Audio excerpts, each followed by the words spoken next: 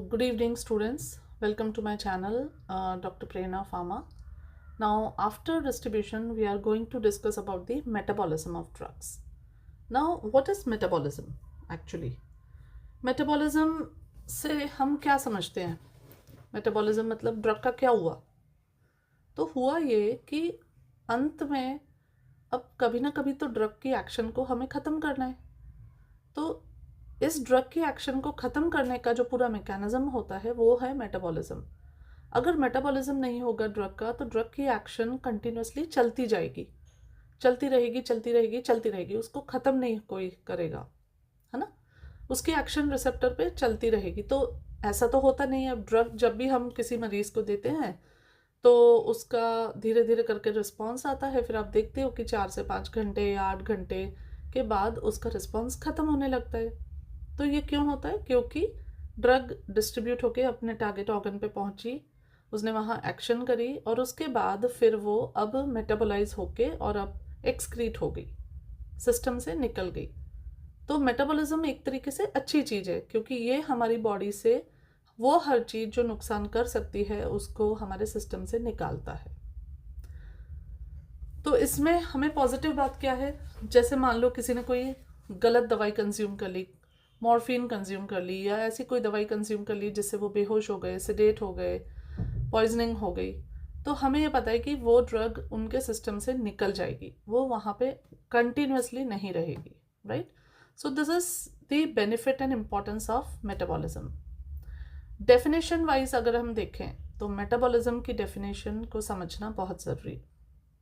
So the definition of metabolism is a biochemical modification of a pharmaceutical agent or a xenobiotic or any other substance which has come inside the body and conversion of a non-polar lipid soluble compound into a water soluble polar compound so that it gets excreted out from the kidney.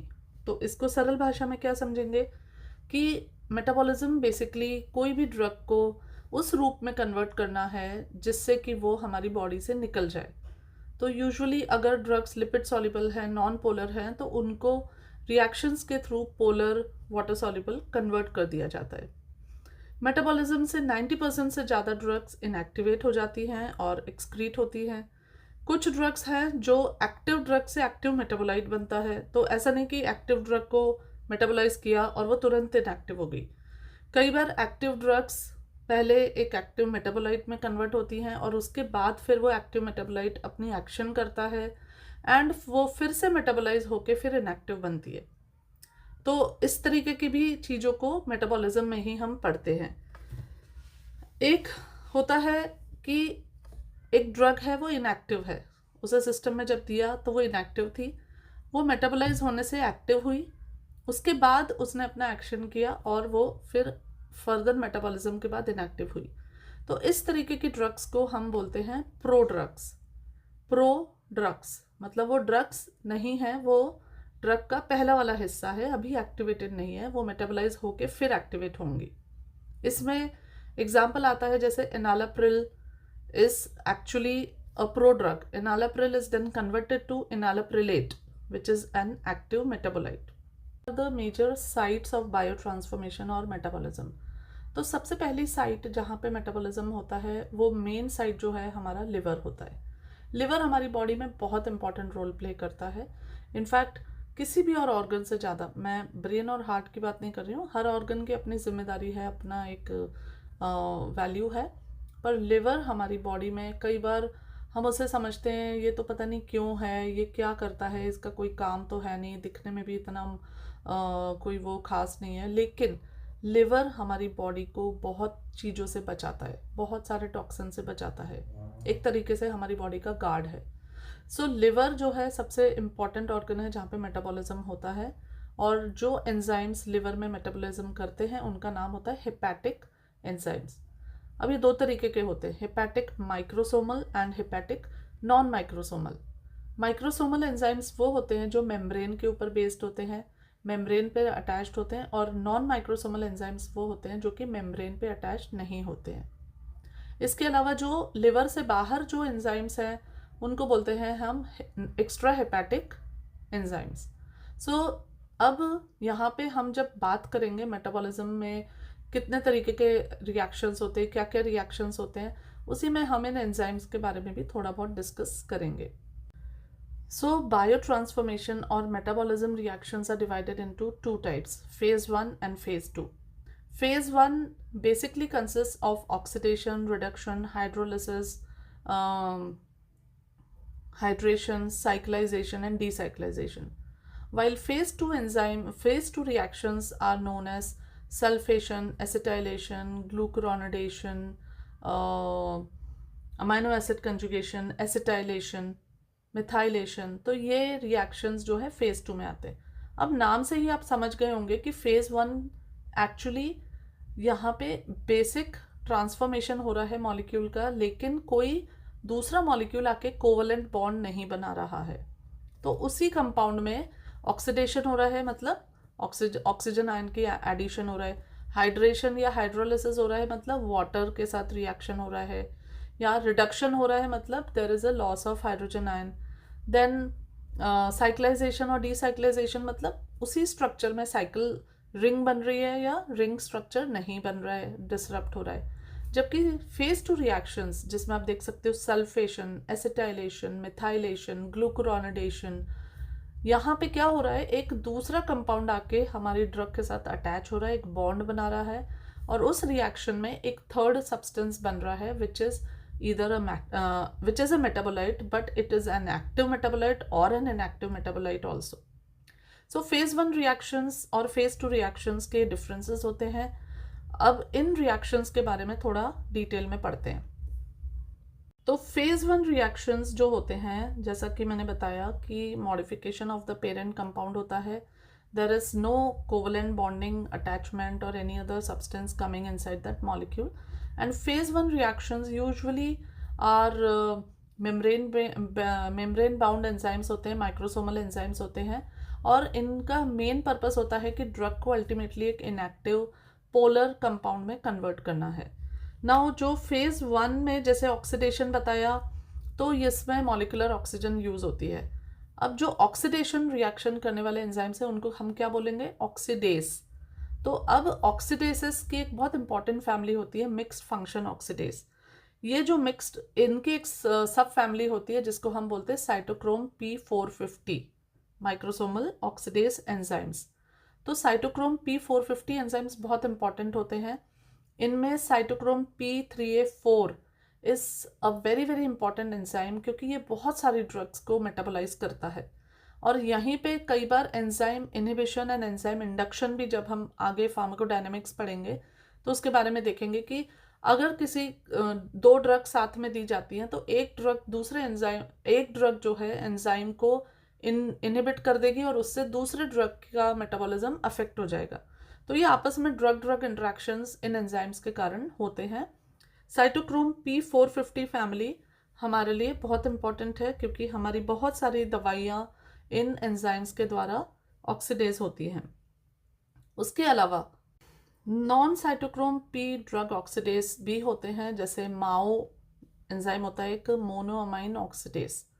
ठीक है, ये जो माओ enzyme है monoamine oxidase, ये basically metabolise करता है हमारे catecholamines को, नॉरएपिनेफ्रिन, डोपामिन, सेरोटोनिन, एपिनेफ्रिन, इन सब चीज़ों को ये मेटाबोलाइज करता है. तो जब इन सब चीज़ों का हमें मेटाबॉलिज्म कम करना होता है तो हम दवाई देते हैं MAO enzyme inhibitor, which is called as MAO A inhibitor और माओ बी इनहिबिटर. तो जब हम CNS पढ़ेंगे तो वहाँ पे इन दवाइयों का यूज़ होता है, and that time you will remember कि ये माओ एंजाइम्स के बारे में मैंने आपको बताया था. इसी तरीके से अल्कोहल और एल्डिहाइड डिहाइड्रोजनेसेस होते हैं जो कि अल्कोहल को मेटाबोलाइज करते हैं. ज़ैंथीन ऑक्सीडेज एक एंजाइम होता है जो कि xanthine oxidase it converts hypoxanthine to xanthine and then to uric acid.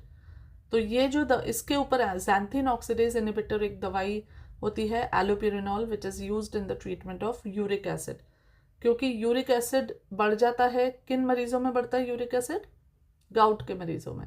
तो गाउट के मरीजों में यूरिक एसिड बढ़ जाता है तो वहाँ पे एलोपिरिनॉल दी जाती है, जिससे कि ज़ैंथीन कम बनता है और यूरिक एसिड कम बनता है। तो this founds application in that particular disease.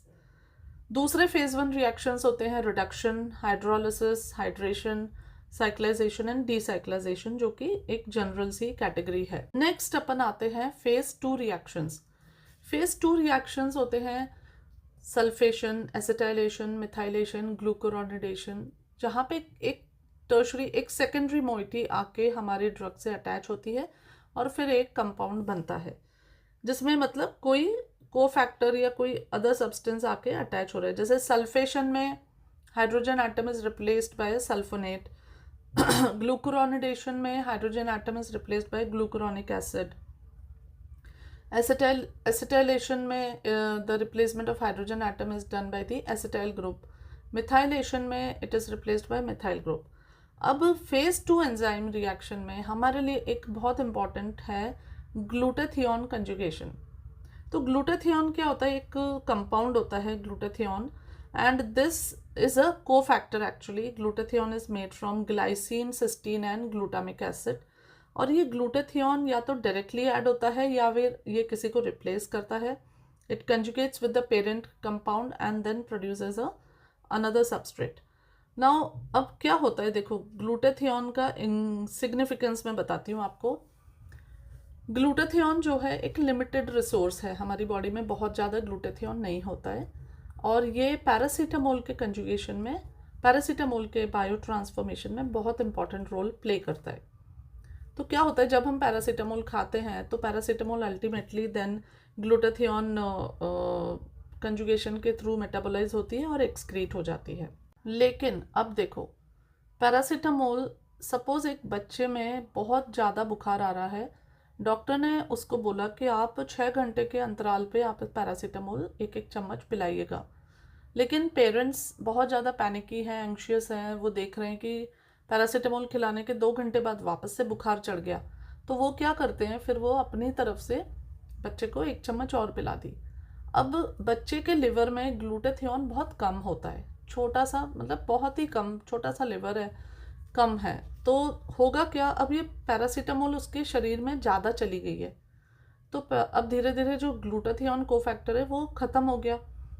Paracetamol जो पहले ग्लूकुरोनिडेशन और इन पाथवे से जा रही थी, वो अब इन पाथवे से नहीं जाती है, वो एक दूसरा पाथवे ऑक्यूपाई कर लेती है, उसका एक दूसरा पाथवे आ जाता है, एंड उस पाथवे में वो क्या करती है, एक टॉक्सिक इंटरमीडिएट पैदा कर देती है।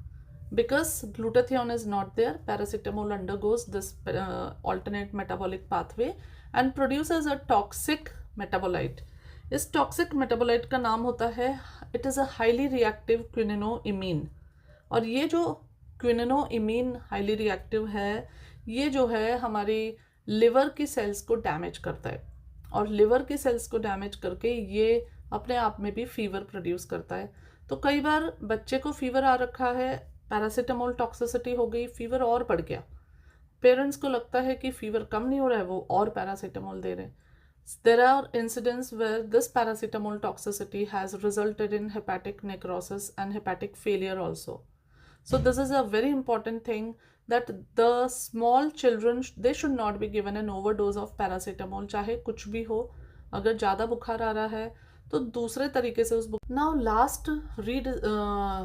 last in this metabolism is the inhibition and induction of the enzymes. तो ये जो एंजाइम्स है, अगर इनकी पहले अपन इंडक्शन देख लेते हैं, तो अगर इनमें से किसी भी एंजाइम को इंड्यूस कर दिया गया किसी और ड्रग के द्वारा, तो उसके क्या इफ़ेक्ट्स होते हैं। तो सपोज आप समझिए कि एक दवाई है जो कि साइटोक्रोम P4 3A4 से मेटाबोलाइज होती है, अब आपने साथ में दूसरी दवाई दे दी या दूसरा कोई केमिकल सब्सटेंस दे दिया which results in induction of this enzyme. तो ये क्या करेगा, अब ड्रग ए जो पहली वाली दवाई थी उसका मेटाबॉलिज्म फास्ट कर देगा, तो मेटाबॉलिज्म फास्ट हो जाएगा क्योंकि एंजाइम इंड्यूस हो गया। तो इससे क्या होगा कि ड्रग का इफेक्ट जल्दी खत्म हो जाएगा। दैट मीन्स कि ड्रग सपोज 4 घंटे तक काम करती, तो उसकी जगह वो सिर्फ 2 घंटे काम करेगी। तो इसका क्या इफेक्ट आएगा कि फिर हमें ड्रग जो है बार बार देनी पड़ेगी, जल्दी देनी पड़ेगी, उसकी डोज बढ़ जाएगी। तो induction of an enzyme, induction will result in decreased activity of the drug, tolerance develops to the drug, ठीक है, adjustment of dose is required because of induction of enzymes. इसमें मैं आपको एग्जाम्पल बता देती हूँ कि जैसे एक इंड्यूसर ड्रग है फिनोबार्बिटोल. फिनोबार्बिटोल बेसिकली साइटोक्रोम P450 की इंडक्शन करती है. कुछ दूसरी दवाइयाँ जो साइटोक्रोम P450 को इंड्यूस करती हैं वो है rifampicin, alcohol, phenytoin and even food items like Brussels sprouts. तो ऐसा नहीं है कि सिर्फ दवाइयाँ ही एंजाइम्स को इंड्यूस या इनिबिट कर रही हैं. कई बार कुछ खाने के आइटम्स भी इन दवाइयों को इंड्यूस या इनिबिट कर सकते हैं. अब सेकंड बात आती है इनिबिशन की. अब इनिबिशन जो है वो इम्पॉर्टेंट है. इनिबिशन कैन बी कॉम्पिटिटिव और नॉन कॉम्पिटिटिव. तो कॉम्पिटिटिव इनिबिशन क्या होता है कि जिस जगह पर, जिस रिसेप्टर पे या जिस पोजीशन पे जाके ड्रग अटैच हो रही है उस एंजाइम के, कॉम्पिटिटिव जो उसका एंटागोनिस्ट है वो उसी जगह पे जाके उस एगोनिस्ट को वहाँ से हटाएगा और खुद अटैच हो जाएगा और फिर वो उस एंजाइम को इनिबिट करेगा. So the inhibitor binds to the same active site as the substrate. So that is competitive inhibitor. For example, omeprazole और diazepam दोनों एक दूसरे को competitive inhibit करती हैं. So अगर इन दवाइयों को हम ज़्यादा देंगे तो it results in a prolonged half life of diazepam. अब उससे पहले समझते हैं inhibition से क्या होगा. जैसे इंडक्शन में समझा, तो इनिबिशन में जब सपोज दूसरी दवाई ने उस एंजाइम को इनिबिट कर दिया, उससे क्या होगा कि जो ड्रग ए उससे मेटाबोलाइज हो रही थी अब वो लंबे समय तक काम करेगी. उसका इनिबिशन, उसका मेटाबॉलिज्म का इनिबिशन हो गया, वो मेटाबोलाइज हो ही नहीं रही है, वो अपनी एक्शन कंटिन्यूस देती रहेगी. सो इनिबिशन जब भी होगा तो वो ड्रग जो है लंबे समय तक काम करेगी और हो सकता है कि फिर वो टॉक्सिसिटी भी करे. ठीक है. सो जहां इंडक्शन टॉक्सिसिटी को कम करता है वहीं इनिबिशन टॉक्सिसिटी को बढ़ाता है. सो इनिबिशन हमारे लिए ज़्यादा नुकसानदायक है. तो कॉम्पिटिटिव इनिबिशन तो देखा. नॉन कॉम्पिटिटिव इनिबिशन क्या होता है? नॉन कॉम्पिटिटिव इनिबिशन ये होता है कि जब इनिबिटर जो है सेम एक्टिव साइट पे अटैच हो रहा है और इतना एक बॉन्ड बना के इनिबिट हो रहा है कि फिर उसको वहां से हटाना मुश्किल पड़ रहा है. मतलब the inhibitor binds to the same active site on the enzyme as the. Now the second is non competitive inhibition. Competitive inhibition में मैं आपको बताना भूल गई. कॉम्पिटिटिव इनिबिशन में इट कैन बी रिवर्सिबल और इरिवर्सिबल ऑल्सो. रिवर्सिबल कब? जब जो इनिबिटर है वो उसी सेम साइट पे अटैच तो हो रहा है, लेकिन अगर आप एगोनिस्ट की क्वांटिटी बढ़ाओगे तो वो एंटागोनिस्ट को रिप्लेस कर देगा. मतलब यहाँ पे म्यूचुअल है. एंटागोनिस्ट बढ़ गया तो एगोनिस्ट को रिप्लेस कर दिया, एगोनिस्ट बढ़ गया तो एंटागोनिस्ट को रिप्लेस कर दिया. तो वो रिवर्सिबल इनिबिशन हुआ. इरिवर्सिबल इनिबिशन तब हुआ जब इनिबिटर जाके अटैच हुआ सेम साइट पे और इतना स्ट्रांगली अटैच हो गया वहाँ पे कि फिर उसको वहाँ से हटाना मुश्किल है. So it gets tightly attached, tightly bound to the enzyme active site, and then it is difficult to remove it, and that is irreversible inhibition, which is competitive. Non-competitive inhibition क्या होता है कि non-competitive inhibition में the inhibitor goes and attaches to a separate site. वो कहता है भाई मुझे तुमसे इस active site का competition ही नहीं करना, मैं तो अपनी एक अलग साइट पे जाके अटैच करूंगा और वहां जाके अटैच करके वो पूरे उस मॉलिक्यूल का, एंजाइमेटिक मॉलिक्यूल का कन्फर्मेशन चेंज कर देता है, उसका जो फिजिकल स्ट्रक्चर है वो चेंज कर देता है. एज अ रिजल्ट जहाँ पे वो अपना एगोनिस्ट अटैच हो रहा था वो वहाँ अटैच ही नहीं हो पाता क्योंकि वो साइट का स्ट्रक्चर ही चेंज हो गया. तो this is non competitive inhibition. So inhibition is of two types and non competitive inhibition is generally not reversible. ठीक है. तो रिकवरी तभी आती है जब नया एंजाइम बनता है. वो जो एंजाइम इनिबिट हो गया वो खराब हो गया, अब वो एंजाइम काम नहीं करेगा. जब नया एंजाइम बनेगा तब फिर वापस से रिकवरी होगी. अब what are the factors which affect metabolism? तो सबसे पहले जो फैक्टर अफेक्ट करता है मेटाबॉलिज्म का वो है एज. जो जेरियाट्रिक पेशेंट्स होते हैं, जो ओल्ड पेशेंट्स होते हैं, जो बच्चे होते हैं, उनमें यूजुअली मेटाबॉलिज्म इतना फास्ट नहीं होता है क्योंकि उनका लिवर छोटा होता है. उनके लिवर ओल्ड एज में लिवर की कैपेसिटी कम हो जाती है काम करने की. छोटे बच्चों में लिवर छोटा होता है, उनके पास उतने एंजाइम्स डेवलप नहीं होते हैं. So age is one factor. Then even it is said that some genetic differences, so genetic differences भी matter करते हैं. किसी जैसे glucose 6 phosphate dehydrogenase deficiency है किसी में, तो then they are more prone to hemolysis if they are subjected to drugs which will affect that enzyme. So genetically अगर कोई differences हैं तो फिर वो affect होंगे. Pregnancy is a major factor. Pregnancy के दौरान बॉडी में फिजियोलॉजिकल चेंजेस होते हैं, लिवर चेंजेस होते हैं, so that time also the metabolism of drug gets affected. Nutritional status is very important. Liver अगर ख़राब है, हेपेटिक फेलियर है, तो फिर पेशेंट का मेटाबॉलिज्म ड्रग्स का अफेक्ट होगा. एंजाइम इंडक्शन इनहिबिशन जो हमने अभी देखा, तो that is also one causative factor of reduced metabolism. So now next we are going to take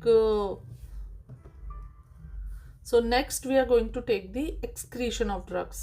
That is the last chapter of pharmacokinetics, excretion and elimination of drugs, elimination kinetics, which is very important.